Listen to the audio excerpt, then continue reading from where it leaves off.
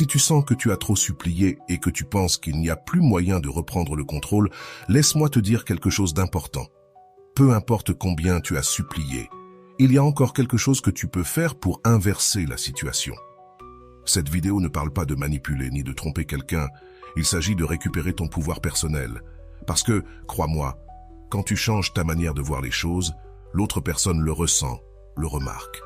Et dans de nombreux cas, elle revient. Dans ce contenu, je vais te montrer étape par étape ce que tu dois faire pour que cette personne recommence à penser à toi et, plus important encore, veuille revenir vers toi. Et non, il ne s'agit pas de jeu psychologique ni de tactique de manipulation. Ici, nous parlerons de quelque chose de bien plus puissant, la dignité émotionnelle et le pouvoir du détachement. Tu verras comment appliquer les principes des grands stoïciens et les enseignements de Rolando, qui a aidé des milliers de personnes à récupérer leur amour-propre et leur dignité émotionnelle. Si tu restes jusqu'à la fin, je te promets que tu comprendras comment, peu importe si tu as trop supplié, il y a encore un moyen de reprendre le contrôle. Peu importe si l'autre personne t'a laissé en vue, t'a ignoré ou même t'a méprisé. Ce qui compte, c'est ce que tu feras à partir de maintenant. Ce que tu apprendras aujourd'hui te donnera la clarté nécessaire pour récupérer ta dignité, ta paix mentale et ton pouvoir personnel. Mais de plus, tu verras comment, lorsque tu changes, l'autre personne le perçoit immédiatement. Soudainement, l'attention que tu recherchais tant de sa part se renverse, et c'est cette personne qui commence à penser à toi. Ce n'est pas de la magie, c'est du contrôle émotionnel. Quand tu contrôles ton esprit, tu contrôles ton monde. Et aujourd'hui, tu apprendras à le faire. T'es-tu déjà demandé pourquoi, quand tu poursuis quelqu'un, cette personne s'éloigne de plus en plus? La réponse se trouve dans l'une des lois émotionnelles les plus puissantes qui existent. La loi de la rareté émotionnelle. Plus tu es disponible, moins tu as de valeur. Mais quand tu deviens rare ou difficile à obtenir, l'esprit de l'autre personne ne peut s'empêcher de le remarquer. Ce principe n'est pas nouveau, les grands stoïciens l'ont enseigné il y a des siècles. Épictète disait « Ce n'est pas l'objet qui a de la valeur, c'est la perception qu'on en a ». Et voici la clé. Tu n'as pas à devenir quelqu'un qui fait semblant d'être précieux, tu dois devenir quelqu'un qui se sait précieux. La perception que tu as de toi-même se projette sur les autres. Quand tu penses que tu ne vaux rien, tu agis par besoin. Mais quand tu penses que tu vaux tout, tu arrêtes de poursuivre et tu commences à attirer. Voici où entre une leçon fondamentale. L'erreur de supplier ne réside pas dans l'acte de supplier, mais dans l'énergie avec laquelle tu le fais. Quand tu supplies, tu projettes du désespoir, et le désespoir est repoussant. Mais quand tu agis avec calme, tu deviens magnétique. Le pouvoir du détachement, la leçon de Rolando. Rolando enseigne quelque chose de très puissant sur le détachement. Il dit « L'amour ne se supplie pas, car ce qui se supplie n'est jamais l'amour, c'est le besoin. » C'est ici que beaucoup de personnes se trompent. Elles croient qu'elles ont besoin de l'autre pour se sentir complètes. Mais la vérité, c'est que quand ta valeur intérieure augmente, l'autre personne le perçoit automatiquement. Pourquoi? Parce qu'en arrêtant de chercher sa validation, tu lui ôtes le pouvoir que tu lui avais donné sur toi. Et quand cela se produit, l'autre personne se demande « Pourquoi ne me cherche-t-elle plus? Qu'est-ce qui a changé ?» Ce moment de doute est crucial, car à cet instant, son esprit commence à penser à toi. Tu n'es plus la personne qui est toujours là, maintenant tu es la personne qui a appris à partir, et l'absence génère toujours plus d'impact que la présence constante. Le pouvoir de la dignité, la leçon de Marc Aurèle. Si les stoïciens ont enseigné quelque chose, c'est de ne pas laisser les événements extérieurs contrôler ta paix intérieure. Marc Aurèle disait « Élimine le besoin d'approbation extérieure et tu trouveras la liberté intérieure ». Et voici la clé. Quand tu cesses de chercher la validation de l'autre, tu récupères ta paix. La liberté émotionnelle ne se trouve pas à l'extérieur, elle se trouve en toi. Il ne s'agit pas que l'autre personne t'écrive en premier ou te cherche, il s'agit de ne pas te perdre dans le processus de la chercher. La grande différence entre quelqu'un qui supplie et quelqu'un qui ne le fait pas ne réside pas dans les mots qu'il utilise, mais dans la dignité qu'il projette. Quand tu te valorises, tu n'as pas besoin de supplier, car la personne qui a de la dignité ne court après personne. Que dois-tu faire pour qu'il ou elle revienne? Si tu te demandes « Alors qu'est-ce que je fais pour qu'il ou elle revienne ?» Voici la réponse. Tu dois devenir la personne qui n'a plus besoin de l'autre. Walter Rizzo l'explique de manière magistrale. Lorsque le besoin devient amour-propre, tu cesses de dépendre des autres. En d'autres termes, si avant tu agissais par besoin, maintenant tu vas agir avec calme. Tu n'as plus à prouver à l'autre personne que tu en vaux la peine, car celui qui prouve cela, c'est toi. Le changement silencieux, ce qui change tout. L'erreur que beaucoup commettent est de croire que pour que l'autre personne revienne, ils doivent faire quelque chose à l'extérieur, mais ce n'est pas ainsi. La véritable transformation n'a pas lieu à l'extérieur, elle a lieu à l'intérieur. Lorsque tu changes ta façon de penser et d'agir, l'autre personne le remarque. Pas parce que tu le lui dis, mais parce que cela se ressent dans l'énergie que tu projettes. Le pouvoir de la transformation silencieuse est énorme. Le silence n'est pas une absence, le silence est un pouvoir. Rolando dit « Ne dis à personne que tu es en train de changer, change simplement et le monde s'en rendra compte. » Ce n'est que si tu t'absentes de manière stratégique, non pour punir, mais pour récupérer ta paix, ta présence devient plus forte. L'autre personne se demande « Pourquoi ne me cherche-t-elle plus? A-t-elle rencontré quelqu'un d'autre? En a-t-elle marre de moi ?» Et à ce moment-là, l'autre personne commence à te chercher non par manipulation, mais parce que l'esprit humain ne supporte pas les vides. Le vide génère de la curiosité. La curiosité génère des pensées constantes. Si tu es arrivé jusqu'ici, je veux que tu réfléchisses à cette question. Combien de fois as-tu poursuivi quelqu'un et, au lieu de le rapprocher, l'as-tu éloigné? Si cette question te fait réfléchir, sache que tu n'es pas seul. Beaucoup de personnes ont commis cette erreur, mais la bonne nouvelle, c'est que tu peux encore inverser la situation. Si cette leçon te touche, écris dans les commentaires « Ma dignité n'est pas négociable ». La dignité ne se crie pas, elle se montre. Avant d'aller loin, je te serai reconnaissant si tu mets un j'aime à la vidéo. Cela m'aiderait à continuer de diffuser cette philosophie. Si tu n'es pas encore abonné, je te recommande de t'abonner et d'activer la cloche pour ne manquer aucune vidéo. Le secret du contrôle interne, la leçon d'Épictète. Pour comprendre comment faire revenir quelqu'un, tu dois d'abord accepter une vérité qui pourrait te déranger. Tu ne peux pas contrôler les actions de l'autre personne, mais tu peux contrôler les tiennes. Et c'est là qu'entre la grande leçon d'Épictète, l'un des grands stoïciens de l'histoire. Épictète disait « Ce ne sont pas les événements qui nous perturbent, mais l'interprétation que nous en faisons. Alors, si ton ex ne t'écrit pas, ce n'est pas son silence qui te perturbe, c'est l'histoire que tu te racontes à propos de ce silence. L'esprit commence à dire « Il ou elle ne m'aime plus, il ou elle m'a oublié, il ou elle est avec quelqu'un d'autre. » Mais voici la clé. Change l'histoire que tu te racontes et tu changeras ton émotion. Tu n'as pas à voir son silence comme un signe de rejet, tu peux le voir comme une opportunité pour récupérer ton pouvoir. Que signifie vraiment récupérer le contrôle? Lorsque tu entends récupérer le contrôle, tu penses peut-être à contrôler la relation, contrôler l'autre personne ou contrôler la situation. Mais il ne s'agit pas de cela. Il s'agit de contrôler ce que tu peux contrôler, tes émotions, tes pensées et tes actions. Si l'autre personne s'éloigne, tu n'as pas de contrôle là-dessus. Mais si tu continues à la poursuivre, à envoyer des messages et à chercher des explications, tu te perds toi-même. Rolando l'explique de manière magistrale. Si tu te perds toi-même en cherchant quelqu'un d'autre, ni toi tu te retrouves, ni l'autre personne ne te valorise. Alors, comment récupères-tu le contrôle? Tu te retrouves toi-même en premier. Tu ne peux pas contrôler ce que fait l'autre, mais tu peux contrôler ta dignité. La clé pour qu'il revienne ne se trouve pas à l'extérieur, elle est à l'intérieur.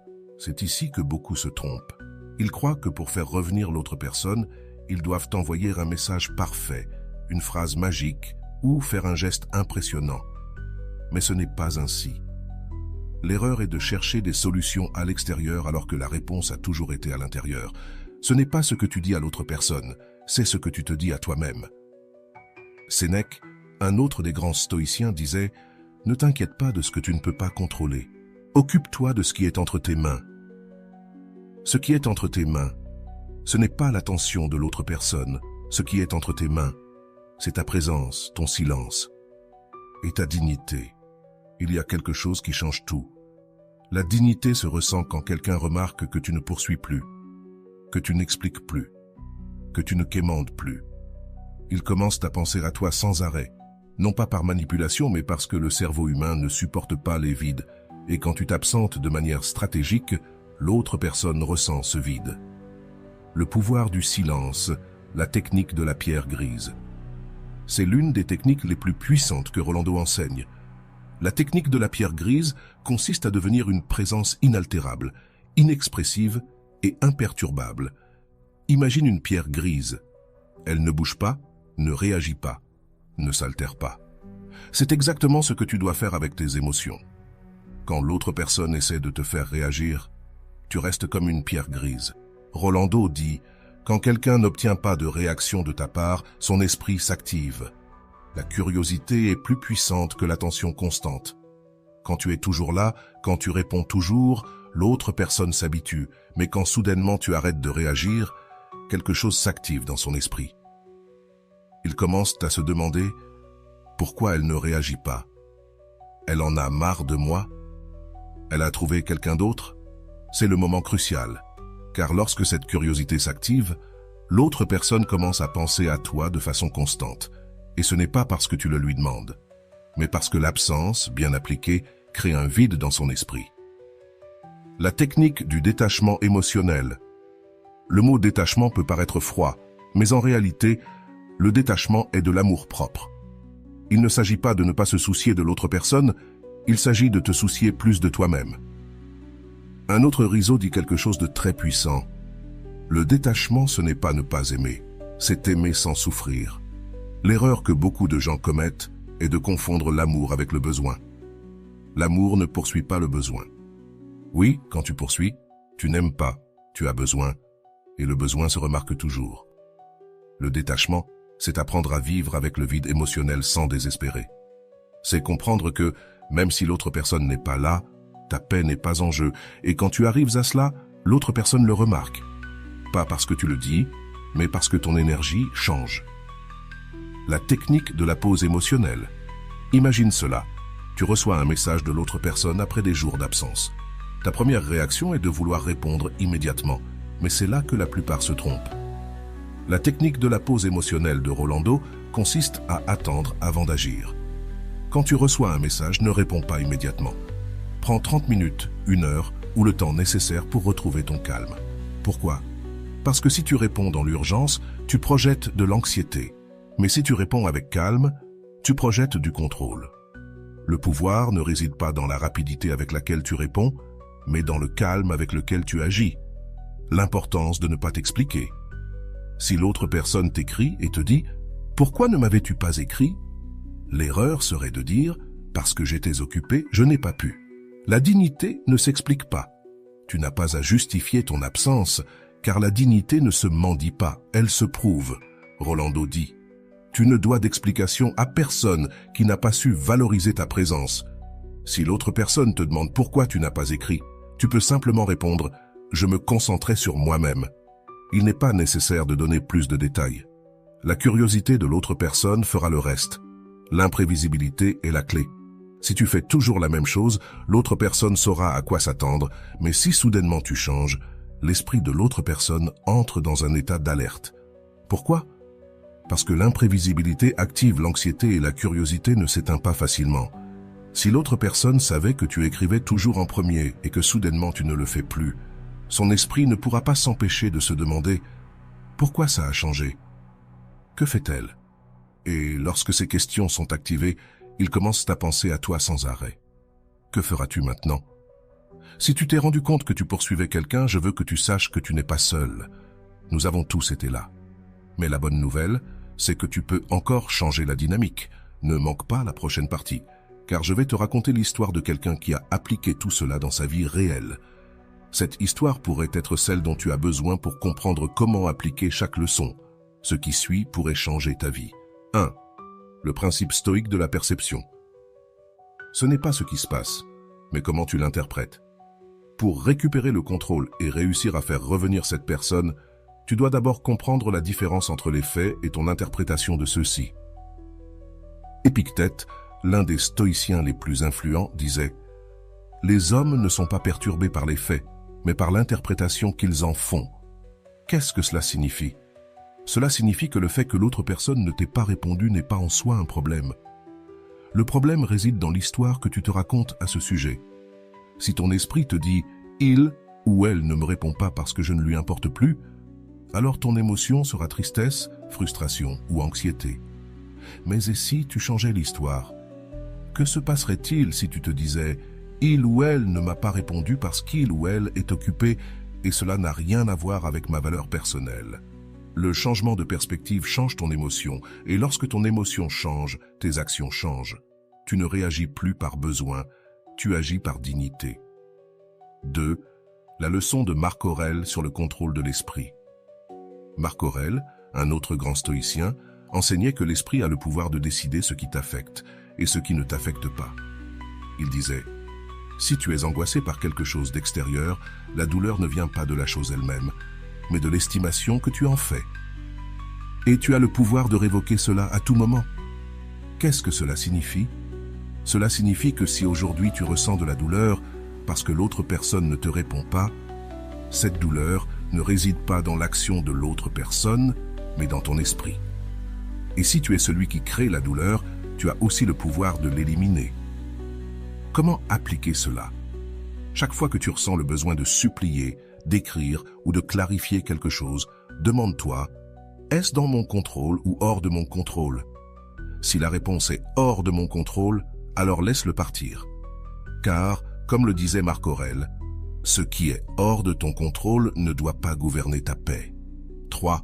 L'erreur de supplier et la dignité silencieuse. Quand tu supplies, tu envoies un message silencieux qui dit « Je ne suis pas assez, c'est pour cela que j'ai besoin de toi ». Ce message, tu ne le dis pas avec des mots, mais l'autre personne le ressent. La dignité ne s'explique pas, elle se montre. Rolando dit « La dignité ne se supplie pas, la dignité se montre par le silence. Le silence n'est pas l'absence, c'est présence stratégique. Lorsque tu t'éloignes volontairement, l'autre personne se demande « Pourquoi il ou elle ne me cherche plus? Est-ce qu'il ou elle en a marre? A-t-il ou elle rencontré quelqu'un d'autre ?» À ce moment-là, tu occupes son esprit, car l'esprit humain ne supporte pas le vide. 4. Le pouvoir de l'absence stratégique. Pour récupérer quelqu'un, tu n'as pas à le poursuivre. Ce que tu dois faire, c'est l'opposer, t'éloigner. Pas disparaître complètement, mais créer un vide émotionnel que l'autre personne ne peut ignorer. Lorsque tu es toujours disponible, ta présence est prise pour acquise. Mais lorsque tu cesses d'être présente de manière soudaine, ce vide devient une pensée constante dans l'esprit de l'autre personne. Walter Rizzo l'explique magistralement. Quand quelqu'un te prend pour acquis, la valeur de ta présence diminue. Mais quand tu t'absentes, elle se réactive parce que l'esprit ne supporte pas la sensation de vide. 5. La technique de la pause émotionnelle. Imagine cela, tu reçois un message de l'autre personne après plusieurs jours. Ta première réaction est de répondre immédiatement, mais cette impulsion est ton ego qui crie, pas ta dignité. La technique de la pause émotionnelle de Rolando consiste à attendre avant d'agir. Ne réponds pas immédiatement, prends 30 minutes, 1 heure ou le temps qu'il te faut pour retrouver ton calme.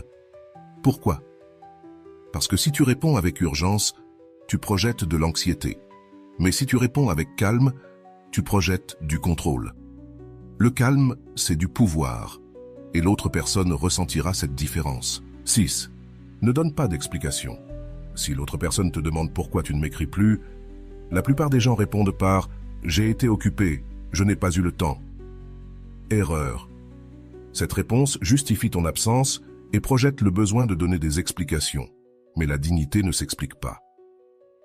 Rolando dit « Tu ne dois pas d'explication à quelqu'un qui n'a pas su apprécier ta présence. » Quand on te demande pourquoi tu es absent, réponds simplement « Je vais bien. Je me concentre sur moi. » Il n'y a rien d'autre à dire. La curiosité fera le reste. 7. La clé de l'imprévisibilité. Si tu fais toujours la même chose, l'autre personne saura à quoi s'attendre de toi. Mais si tu changes ton comportement de manière inattendue, son esprit entre en état d'alerte. Pourquoi? Parce que L'imprévisibilité active la curiosité, et la curiosité génère des pensées constantes. Si avant tu envoyais « bonjour » tous les jours et que soudainement tu arrêtais de le faire, l'autre personne se demandera pourquoi il ou elle ne m'écrit plus, il ou elle est avec quelqu'un d'autre. Rolando enseigne que l'imprévisibilité ne consiste pas à jouer, mais à ne pas être prévisible. L'esprit ne s'accroche pas à ce qui est prévisible, mais ne peut pas se détacher de ce qui est inattendu. 8. Le pouvoir de ne pas avoir besoin de validation externe pour récupérer quelqu'un. D'abord, il faut cesser de chercher sa validation. Si ta valeur dépend de ce que l'autre personne te dit, tu mets ta paix entre ses mains. Épictète disait « Aucun homme n'est libre si sa paix dépend de la volonté d'un autre ». Lorsque tu cesses de chercher la validation de l'autre personne, ton énergie change, et quand ton énergie change, l'autre personne le ressent. Que se passera-t-il après si tu appliques tout cela? Quelque chose d'incroyable se produira. L'autre personne commencera à te chercher, non par manipulation, mais parce que son esprit ne peut pas combler le vide. Elle t'enverra un message en te demandant « Ça va? Pourquoi tu ne me cherches plus ?» Ce message sera ton signal que tu as retrouvé le contrôle, mais cette fois, tu ne répondras pas avec urgence, tu répondras avec calme. Que feras-tu maintenant?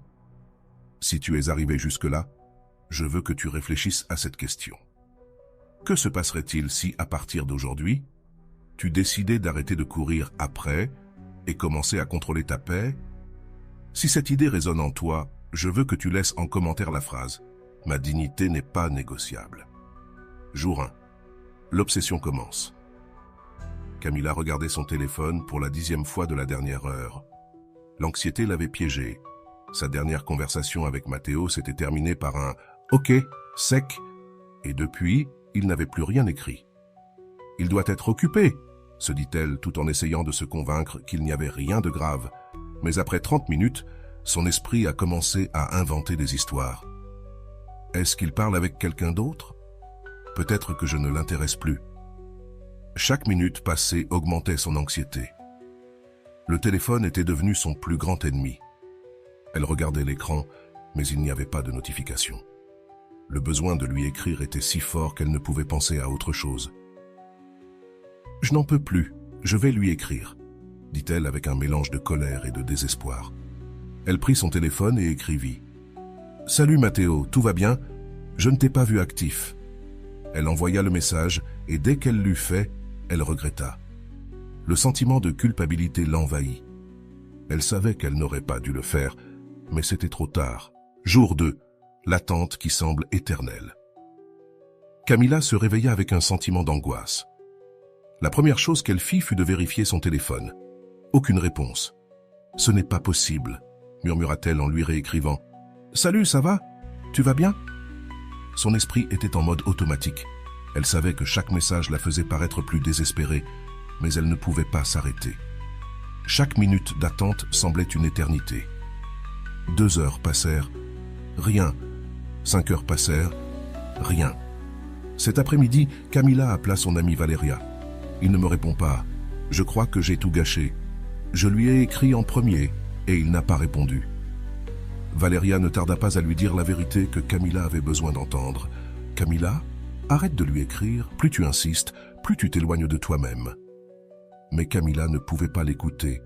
Son besoin d'obtenir une réponse était plus fort. Jour 3. La décision de changer.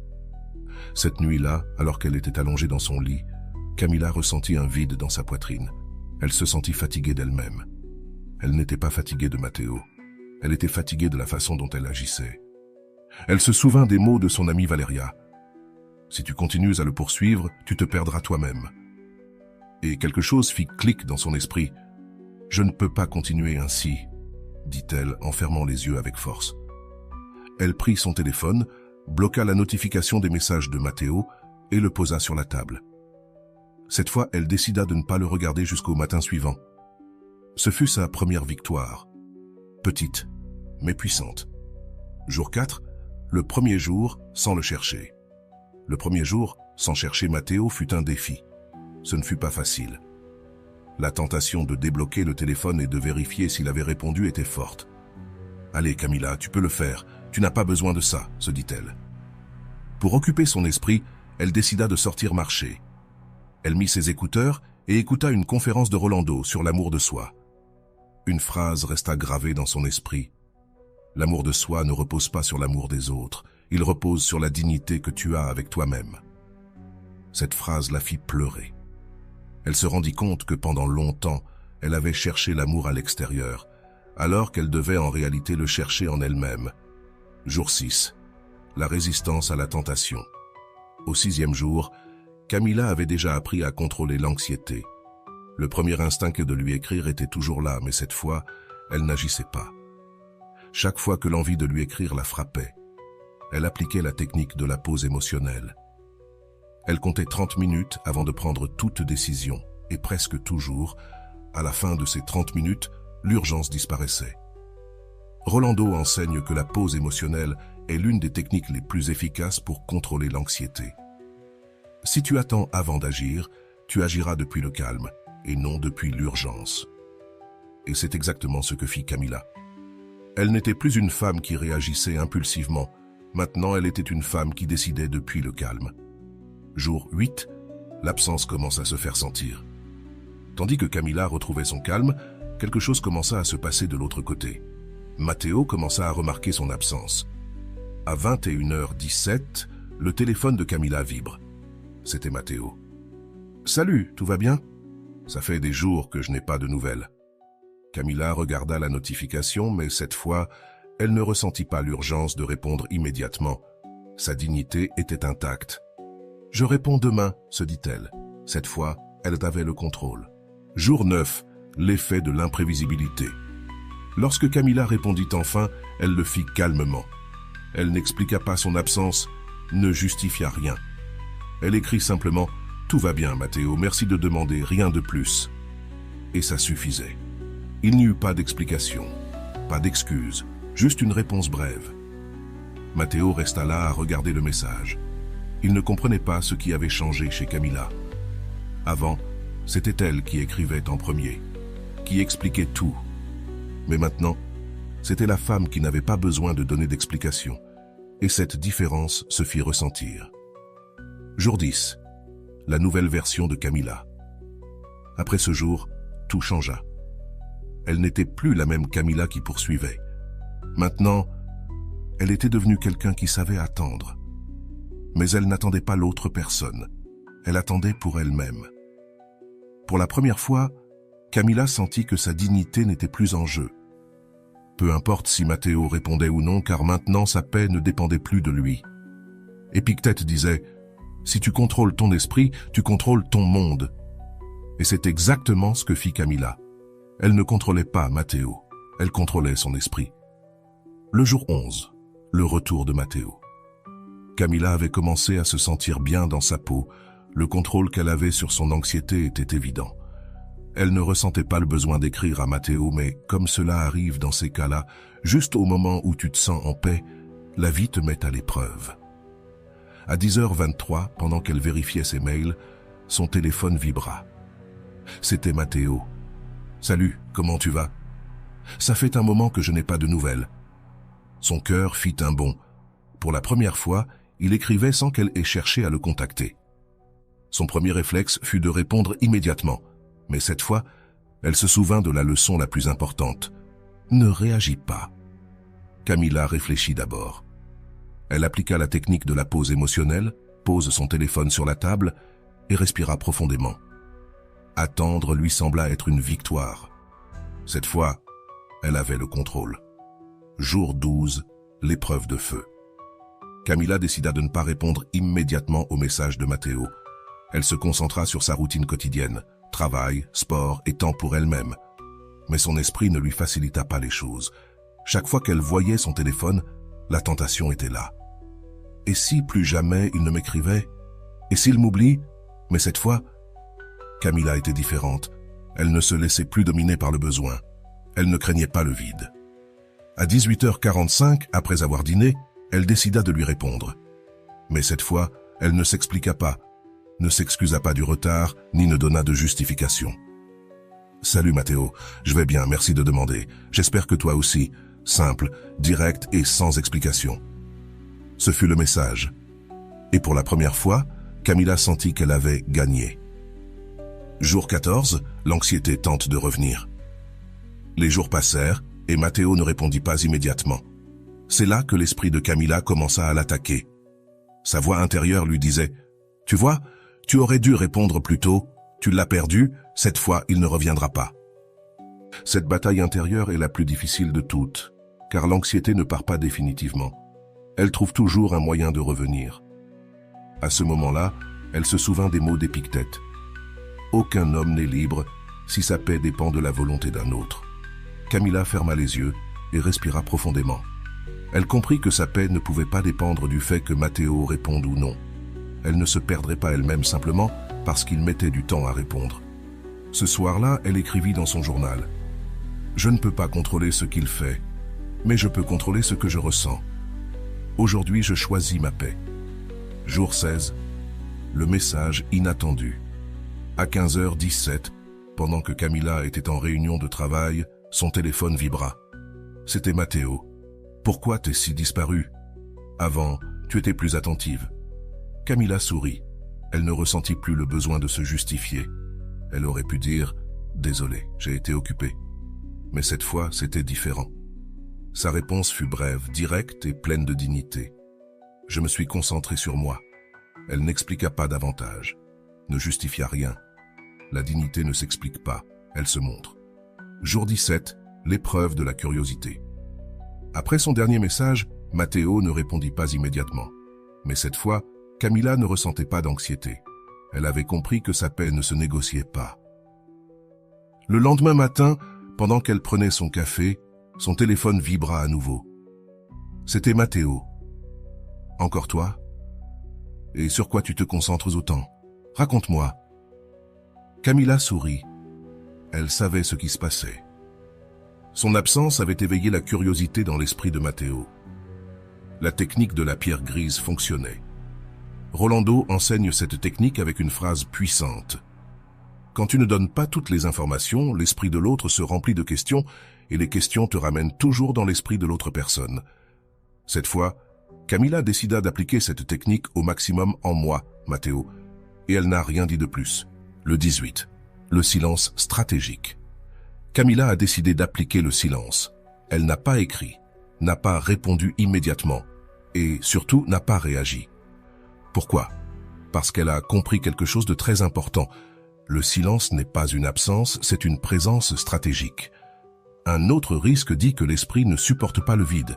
Quand quelque chose reste incomplet, l'esprit le remplit de pensées et c'est exactement ce qui a commencé à se passer avec Matteo. Le vin, la dignité ne se négocie pas. Matteo a écrit à nouveau, cette fois-ci, il a été direct. « Tu me rends confus, avant tu étais différente, qu'est-ce qui t'arrive ?» Camilla a su qu'elle avait gagné, il commençait à remarquer le changement.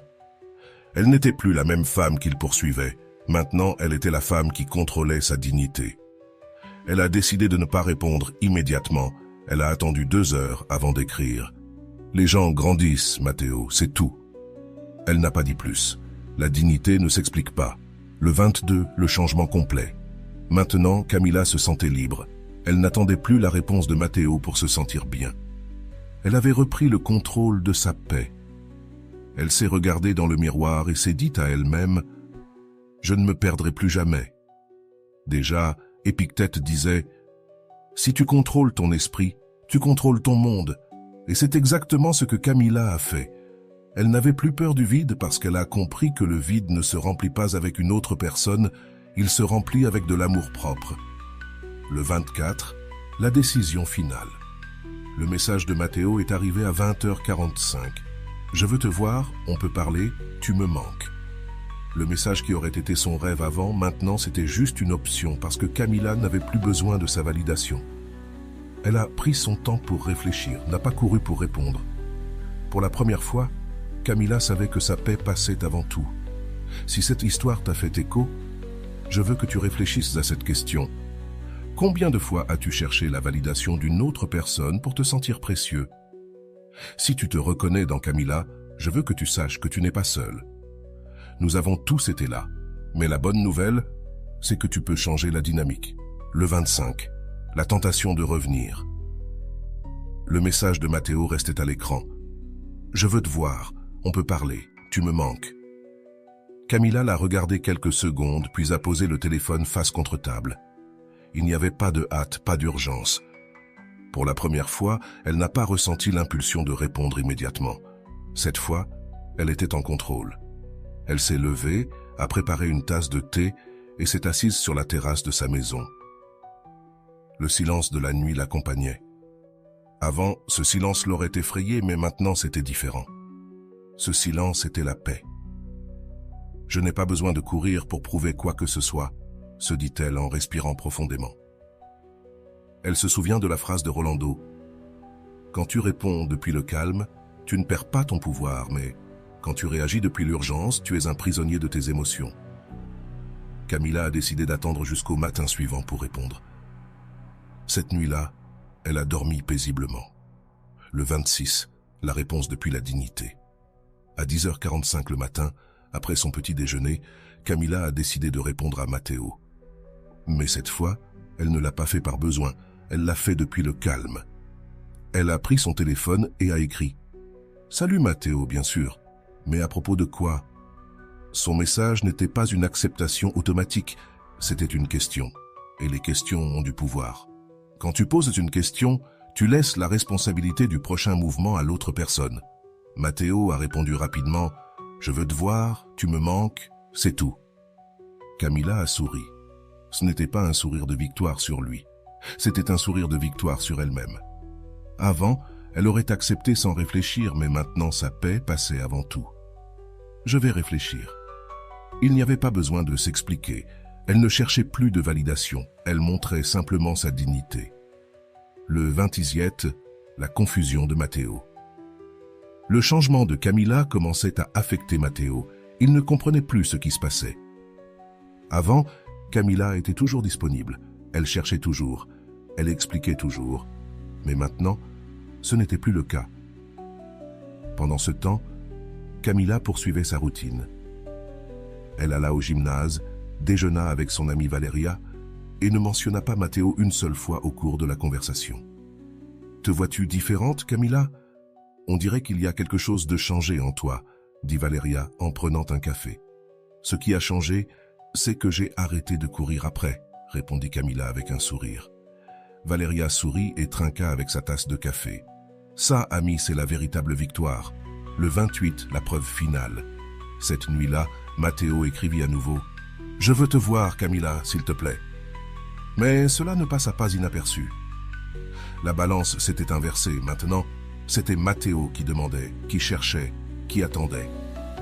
Camilla s'assit sur son lit, prit son journal et écrivit « Aujourd'hui, je me sens en contrôle. Je n'ai besoin de courir après personne. Je n'ai pas de précipitation, car la paix n'a pas de précipitation. » Cette fois, elle prit 1 heure avant de répondre. « Le calme était sa meilleure réponse, pensa-t-elle. Je comprends, Matteo, je vais voir si je peux. Je te tiendrai au courant. » Ce n'était pas une acceptation directe. Elle laissait la porte entrouverte, mais pas complètement. Cette fois, la décision lui appartenait, pas à lui. Le 30, la décision de Camilla.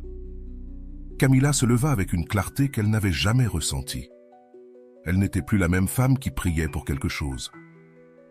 Un changement profond s'était opéré en elle, et sa paix n'était plus en jeu. Matteo n'était plus la source de son bonheur. Ce matin-là, en buvant son café, elle relut une phrase de son journal écrite quelques jours plus tôt. « Il ne s'agit pas de le faire revenir. Il s'agit de ne pas me perdre pendant que j'attends. » Cette phrase se grava dans son esprit. Ce n'était pas de Matteo qu'il s'agissait, c'était d'elle. Le 31, la rencontre face à face. Camilla décide de voir Matteo. Mais cette fois, ce ne fut pas une décision impulsive, mais un choix réfléchi. Ils se rencontrent dans un café. Lorsque Matteo arrive, il la regarda différemment. Ce n'était pas la même Camilla qu'il se souvenait. Cette femme était calme, sûre d'elle, et son énergie disait tout. « Tu es bien, Camilla », dit Matteo avec un sourire nerveux. « Merci, je me sens bien », répondit-elle avec un sourire apaisant. Pendant la conversation, Matteo tenta de reprendre le contrôle. « Pourquoi as-tu été si distante? Avant, tu étais toujours là pour moi. » Camilla le regarda avec une tranquillité imperturbable et répondit « parce que j'ai décidé d'être là pour moi d'abord. » Ce moment fut un coup silencieux pour Matteo. Elle n'eut pas besoin de crier, de réclamer ou de discuter. Sa tranquillité était sa réponse.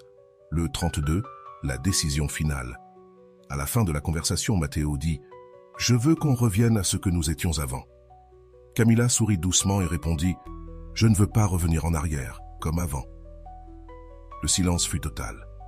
Matteo ne sut quoi répondre. Avant, elle aurait accepté. Mais cette fois, elle savait que sa dignité n'était pas à vendre. « Si nous devons avoir quelque chose, ça doit être mieux qu'avant. Je ne vais pas me contenter de moins que ce que je mérite. » Matteo la regarda avec une surprise mêlée d'admiration. Pour la première fois, il la voyait vraiment pas comme la femme qui suppliait, mais comme celle qui avait appris à se valoriser. Le 33, la liberté totale. Après cette conversation, quelque chose avait changé en Camilla. Elle n'attendait plus rien de Matteo. Elle avait retrouvé sa dignité et sa paix. Maintenant, sa paix ne dépendait plus de s'il la cherchait ou non. Sa paix dépendait d'elle-même. Épictète disait « La liberté n'est pas dans le contrôle des autres, mais dans le contrôle de ton esprit. » Camilla l'avait compris. Elle n'avait pas besoin de contrôler Matteo, seulement elle-même. Si cette histoire t'a touché, je veux que tu réfléchisses concernant cette question. Combien de fois as-tu essayé de contrôler l'autre personne alors que la seule chose que tu avais à contrôler, c'était ton esprit? Si tu t'es retrouvé dans la situation de Camilla, je veux que tu saches que tu n'es pas seul. Nous sommes tous passés par là, mais la bonne nouvelle, c'est que tu peux changer la dynamique. 1. Le passage du besoin à l'anxiété. Au début de l'histoire, Camilla se trouvait dans le pire état émotionnel possible, le besoin extrême. Quand quelqu'un agit par besoin, il devient prisonnier de l'attention de l'autre. Son bien-être dépend d'un message, d'une réponse ou d'un signe de l'autre personne. C'est l'un des points où la plupart des gens se reconnaissent. Combien de fois as-tu regardé ton téléphone en attendant une notification qui ne vient jamais? C'est le principal symptôme de la dépendance émotionnelle. Rolando le définit ainsi. Quand ta paix dépend de la réponse de quelqu'un, tu as déjà perdu le contrôle de ta vie.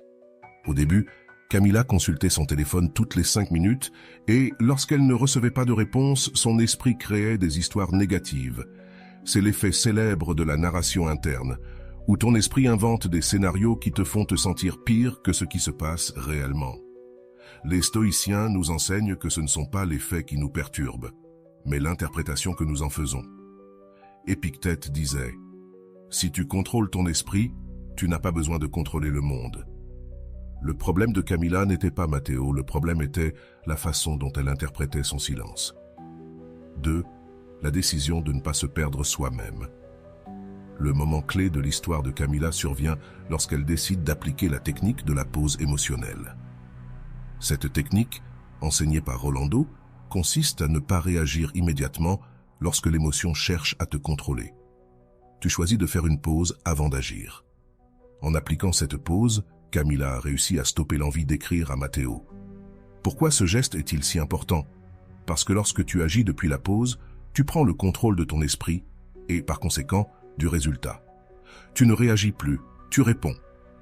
Walter Rizzo enseigne quelque chose de similaire. L'amour-propre repose sur la capacité à stopper l'impulsivité.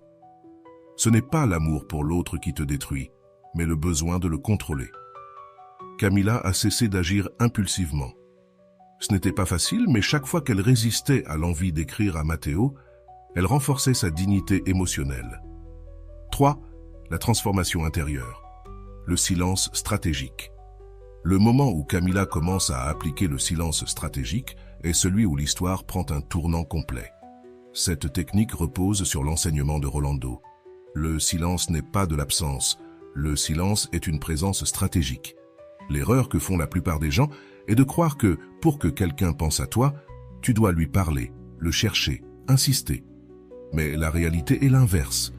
Quand tu deviens moins prévisible et plus rare, l'esprit de l'autre personne entre en état d'alerte. Le cerveau humain ne supporte pas le vide, et quand Camilla s'est éloignée de la vie de Matteo, son esprit a commencé à combler ce vide avec des pensées. C'est ici qu'applique le principe de l'effet Zeigarnik, qui stipule que le cerveau a tendance à mieux se souvenir des tâches inachevées. Quand quelqu'un est habitué à ce que tu le cherches tout le temps et que tu arrêtes, Son cerveau reste avec cette tâche incomplète et ne peut pas s'empêcher de penser à toi. Camilla est devenue la tâche incomplète dans l'esprit de Matteo. 4. L'épreuve finale. Le retour de Matteo. Voici l'une des parties les plus importantes de l'analyse. Quand l'autre personne revient, la plupart des gens commettent une erreur fatale. Ils retombent dans la dynamique d'avant. Si Camilla avait accepté immédiatement la proposition de Matteo, elle aurait tout perdu de ce qu'elle avait gagné. Mais cette fois, ce ne fut pas le cas. Elle n'a pas réagi, elle a répondu depuis le calme. La réponse de Camilla a été parfaite. Je vais y réfléchir et je te tiens au courant. Quel message envoie cette phrase? Je n'ai pas peur de toi. Je ne suis pas désespéré de te voir. Ma dignité passe avant tout. Cette réponse donne du pouvoir à Camilla et déstabilise l'esprit de Matteo.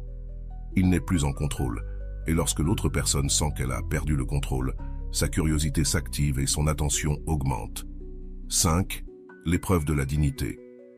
La rencontre face à face. C'est le moment de plus grande tension de l'histoire.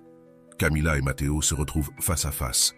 C'est à ce moment que beaucoup de gens perdent leur calme, mais Camilla est restée ferme. Le moment le plus puissant de la conversation survient quand Matteo lui dit « Pourquoi as-tu changé? Avant, tu étais différente. » Ce commentaire montre que Matteo avait remarqué la différence.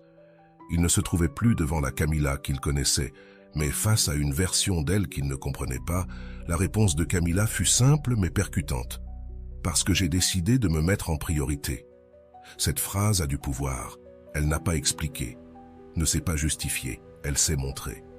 Et c'est ici que Marc Aurèle nous enseigne l'importance de la dignité. Il disait « Le pouvoir de ta vie réside dans le fait d'agir selon tes principes et non selon les attentes des autres. » Camilla n'a pas agi pour plaire à Matteo, elle a agi pour ne pas se trahir elle-même. 6. La décision finale, choisir la paix plutôt que l'urgence. Lorsque Matteo lui dit « Je veux que l'on revienne à ce que c'était avant », Camilla répond « Je ne veux pas revenir à ce que c'était avant. » Cette phrase est l'expression maximale de l'amour propre. Avant, Camilla avait dit oui sans réfléchir, mais maintenant sa dignité était en jeu. Cette réponse montre que sa paix a plus de valeur que la compagnie de Matteo. Rolando enseigne cette leçon dans son cours. N'accepte pas quelqu'un qui revient dans ta vie si la version de cette personne n'a pas changé. Dans ce cas, Camilla se rendit compte qu'il ne s'agissait pas de savoir si Matteo revenait. Il s'agissait de savoir si elle voulait accepter son retour. 7. La victoire silencieuse, l'amour propre retrouvé. Le plus grand triomphe de l'histoire de Camilla ne fut pas que Matteo revienne. Le plus grand triomphe fut que, lorsqu'il revint, elle n'en avait déjà plus besoin. C'est à ce moment-là que Camilla devint la femme qui ne supplierait plus jamais. Cette fois, elle était en contrôle. Walt Rizzo l'explique brillamment. Quand tu n'as plus peur de la solitude, personne ne peut contrôler ta paix. Ce fut la véritable fin de l'histoire. Camilla cesse de craindre la solitude. Lorsque tu atteins ce niveau d'amour-propre, aucun silence ne t'effraie, aucun vide ne te perturbe. Réflexion finale. Que pouvons-nous apprendre de l'histoire de Camilla? Si tu te reconnais dans cette histoire, sache que tu n'es pas seul. Nous sommes tous passés par là, suppliant, poursuivant, attendant la réponse de quelqu'un qui, au fond, ne nous accordait pas la place que nous méritions. La leçon la plus puissante de cette histoire est la suivante. Il ne s'agit pas de faire revenir quelqu'un. Il s'agit de ne pas te perdre toi-même en attendant. Et voilà, j'espère que vous avez trouvé beaucoup de valeur dans cette vidéo. Merci d'être resté jusqu'à la fin de cette vidéo. J'adore quand vous faites ça. Si vous voulez une autre vidéo sur ce sujet, écrivez en commentaire « J'en veux encore plus ». J'espère vous revoir dans une autre vidéo.